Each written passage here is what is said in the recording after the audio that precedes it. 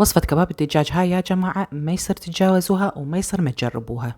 طعمها لذيذ بشكل، وتحضيرها ما طول وياي 10 دقايق. جربوها وادعوا لي، وتعالوا ندخل على المقادير. راح احتاج هاي وصفة بصلايتين و3 فصوص ثوم وفلفلاية حمراء كبيرة وليمونة كاملة، وراح احتاج ايضا معدنوس او بقدونس. راح اجيب ست البيت الحلوة مالتي هذه ما اقدر اعيش بدونها. وبعدين حطيت الثوم اول شيء فرمته فرمة بسيطة، وبعدين حطيت البصل والفلفل والمعدنوس، وايضا نخلطها بالخلاط الى ان تصير ناعمة كلش. من بعدها راح اجيب كاسة كبيرة وراح اسوي هاي الحركة انه اعصر الخضروات كلها قبل ما احطها بالكاسة، لانه السوائل اللي الخضروات راح اذبها راح تخلي الخلطة مال اللحم عندي راح تصير كلش طرية. لذلك احنا ما نريد نصير هاي الشغلة.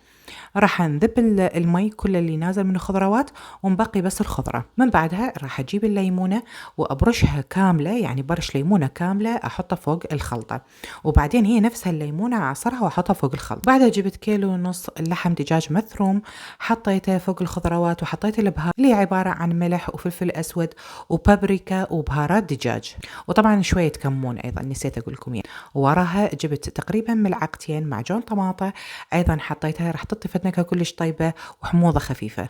اخذتها كلها عجنتها عجنة زينة، بس بعدين ذكرت انه انا ما حطيت زيت لانه انا ما حاطة ليه، فاذا عندكم ليه حطوا ليه، اذا ما عندكم حطوا زيت مثل ما انا سويت. يفضل ان تبقوها بالثلاجة شوية على مود تتماسك اكثر، بس انا ما كان عندي وقت لذلك اضطريت انه اسويها مباشرة. كونتها بهالشكل هذا بس بللت ايدي وخليت هيك، يعني سويتها على شكل كباب الدجاج اللي الشكل المتعارف عليه. وبعد ما خلصنا الصينية حطيتها بالفرن اللي أنا محميته مسبقا على أعلى درجة حرارة. هنا أنا سويت خلطة، جبت كاسة حطيت عليها تقريبا ملعقتين معجون وملعقتين كاتشب، وضفت لها شوية مي وخلطتها، وإذا كانت محتاجة شوية زيت بس أنا بعدين يلا تذكرتها ما أعرف اليوم إيش بيه ويا الزيت. المهم الزيت لا تنسوه لأنه هو هذا اللي حينطله معاه. بعد 10 دقائق ربع ساعة طلعت الدجاج من الفرن وحطيت عليه هذه الخلطة كلش مهمة، راح تنطي اللون كلش حلو وأيضا طعم.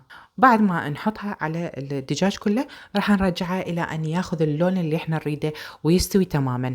وهي هاي النتيجة، بس قولوا لي الله عليكم شنو رأيكم بالنتيجة. حطيتها ويا مجموعة خضروات اللي متوفر عندكم، وبس أهم شيء البصل بالسماق هذا أنا مفضل عندي. أتمنى حبيتوا الوصفة وأشوفكم على بوصفة جديدة إن شاء الله. باي باي.